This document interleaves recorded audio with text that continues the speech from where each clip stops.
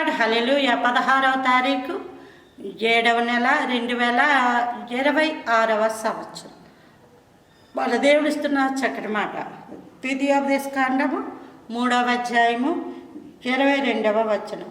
మీ దేవుడైన యెహోవా మీ పక్షముగా యుద్ధము చేయవాడు గనుక వారికి భయపడవద్దు. హల్లెలూయా. లోకంలో ప్రతి ఒక్కరు భయపెట్టేసేవాళ్ళే, అలా బయటికి వెళ్తే ఏదో చెప్తుంటారు, ఇలా ఇంటికి వెళ్తే ఇంటికి వస్తే ఏదో చెప్తుంటారు. మొబైల్లో చూస్తే ఎన్ని భయంకరమైన విషయాలు జరుగుతూ ఉంటాయి. ఎవరి దగ్గర ఏం విందామని వెళ్ళినా ఏదో ఒక భయానకమైన విషయం అది మీ దాకా వచ్చేసినప్పుడు ఎంత భయంకరంగానో ఉంటుంది. అయితే మన ఆత్మీయమైన జీవితంలో దుష్టుడు కూడా ఒక వ్యక్తిని లొంగ తీసుకోవడానికి ఉపయోగించే ప్రాముఖ్యమైన పదం భయం. ఇది ఆదాములోంచే వెలుబడి అయిపోయింది. ఆదాము ఆ తినవద్దన్న పండు తిన్నప్పుడు, మహిమ వస్త్రాలు కోల్పోయినప్పుడు, ప్రభువా ఏదో తినేసాను, ఇదిగో మహిమ వస్త్రాలు పోయాయి అని గట్టిగా అరిసేవలసింది. అక్కడే అరవలేదు.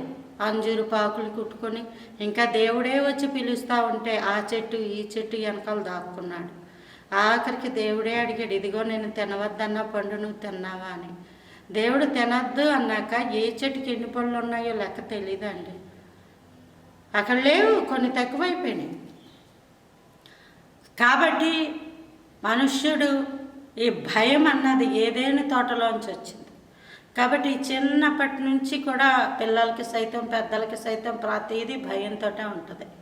దానితో వీళ్ళు చేసే ఈ పనులు మరంత భయానకమైనవి, మరంత భయపెట్టేవిగా ఉంటాయి. కాబట్టి ప్రతిరోజు యుద్ధమే. ప్రతిరోజు లెగిచింది మొదలు రాత్రి పడుకునే వరకు యుద్ధమే. కొంతమంది రాత్రుల్లో కూడా నిద్రలో యుద్ధాలు చేస్తారు. అదేంటి? రోగముతోటి. రాత్రి వేళ కలుగు రోగాలు రాత్రులు ఎక్కువైపోతుంటే ఆ రోగాలతో పోరాడుతూ ఉంటారు. యుద్ధమే. అయితే ఇక్కడ ఏమంటున్నాడంటే, మీ దేవుడైన యెహోవా మీ పక్షంగా యుద్ధం చేయండి. మీరే సమస్యలతో అయితే బాధపడిపోతున్నారు, మీరే ఇబ్బందులతో అయితే బాధపడిపోతున్నారు, ప్రభువు దగ్గరికి రా, ప్రభువు దగ్గర పెట్టు, ప్రార్థించు, కొంత సమయం ఆయనతోటి గడుపు. ప్రభువా ఈ సమస్యలు దూరం చేయండి అని ఆయన అడుగు. దేవుడు నీకు సహాయం చేస్తాడు. నీ పక్షముగా యుద్ధము చేసి ఆయన నీకు సహాయం చేస్తాడు.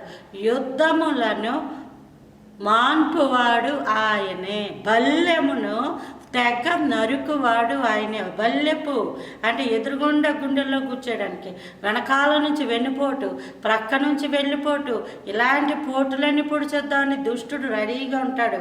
కానీ దేవుడు మన పక్షముగా ఉండి ఆయన మనకి తోడై ఉండి ఈ బల్లెమును తెగ నరుకువాడు. వాడు పొడుద్దామని వస్తున్నప్పుడు ఆ బల్లెనట తెగ నరికేస్తాడు. అంటే ఖడ్గము అలా దిగొచ్చి నరక్కి వేయబడుతుంది. అట్టి కృప దేవుడు అనుగ్రహించును కాక. Praise the lord. ఆమేన్.